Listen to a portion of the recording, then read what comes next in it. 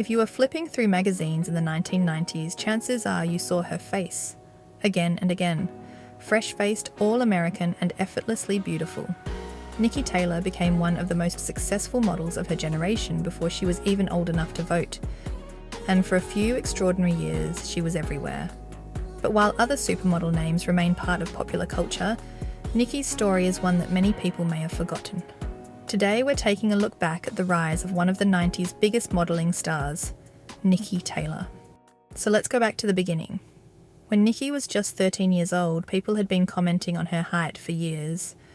Her parents heard it enough times they started thinking, well, maybe it could be something. Her mum, Barbara, was a photographer, so she took a bunch of snapshots of Niki, and then they drove around Fort Lauderdale and Miami Beach knocking on agency doors. At first they were turned away, telling them she was too young and too commercial. But they went back, and on that second visit a scout spotted her and said, "We need to sign this girl." And just like that, she had a contract. After signing with the Irene Marie agency, Niki connected with photographer Jean Renard, who became her manager, and together, he and the agency brought her to New York City for a modelling contest, which she won. And with that win came a $500,000 contract and magazine covers, all at 13 years old. However, her parents never stepped back. They were always by her side, and one of them, or her manager, went with her to every single job, anywhere in the world. They were very aware of what the fashion industry could be like, and they weren't going to leave her to navigate that alone.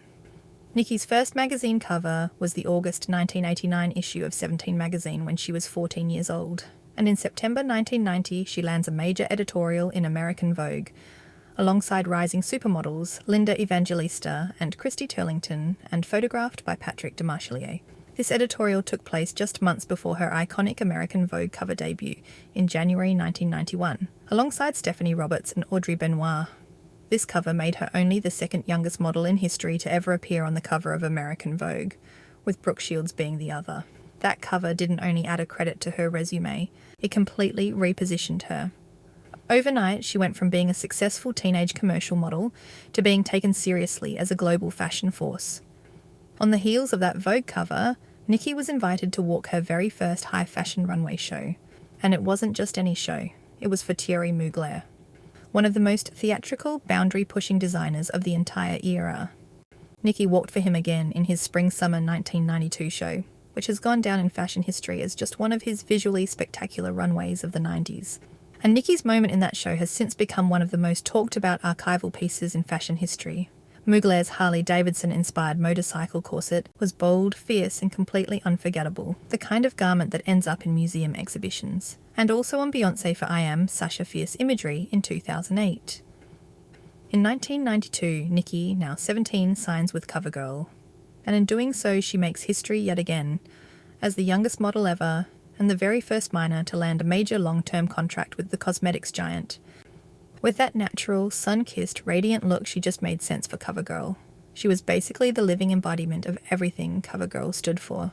But then after 8 years, the chapter closed and her contract ended, and more than 2 decades passed when in April 2021, Covergirl came back.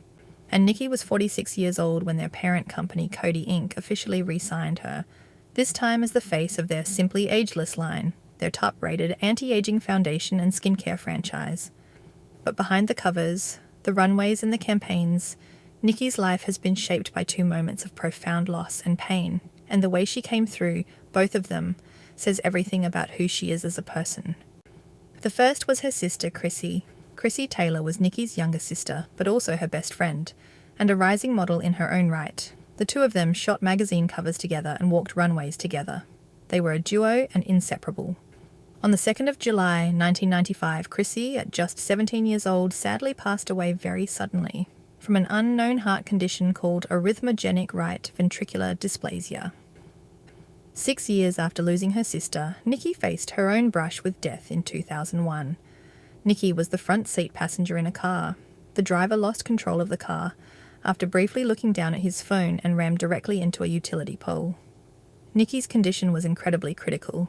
She flatlined on the operating table twice, underwent 41 surgeries, spent 6 weeks in a drug-induced coma, and was bedridden for months. Niki survived primarily due to receiving over 100 units of blood from anonymous donors. This prompted her to become a major global ambassador for the American Red Cross, spending decades advocating for blood drives and cardiac health awareness.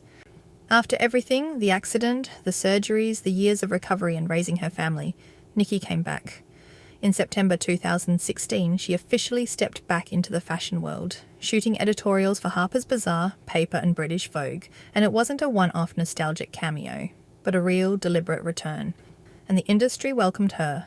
But away from the cameras and the runways, in December 1994 at 19, she gave birth to identical twin sons, Jake and Hunter, and she's talked openly about how much she had on her plate in those years. A massive modelling career, a marriage, and twin babies all at once before she'd even turned 20. And by her own admission, it was a lot. Then her life settled into something more grounded, when in 2006 she married professional NASCAR driver Bernie Lamar. Together they went on to have 2 more children, growing what had already become a full and busy family life. And in early 2025, Niki added another title to her name.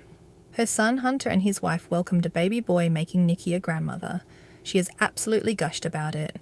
A woman who has been on the cover of Vogue, who has walked top runway shows and who has survived things most people couldn't imagine. And the thing that lights her up most right now is being grandma. As much as Niki was known for her print and commercial work, she was also a regular presence on the catwalks of New York, Paris and Milan throughout the 90s. Versace, Chanel, Christian Dior, Ralph Lauren, the biggest houses of the era, season after season. On the runway, Niki stood apart from a lot of her peers, in a way that's hard to fully put into words. The 90s catwalk had a certain look, that cool, yet glamorous, detached, almost unreachable quality. And Niki just wasn't quite that. She walked in with a certain energy, a huge, radiant smile and a kind of athletic, powerful presence. She looked like she was having the time of her life, and somehow, in an industry that often prized the opposite of that, it worked. And I believe that's what made people connect with her. She wasn't performing aloofness, she was just herself, a real young woman with a genuine smile, navigating a completely extraordinary world, and bringing every bit of her personality with her onto that runway. So let's take a look at some of Niki Taylor's time on the runway.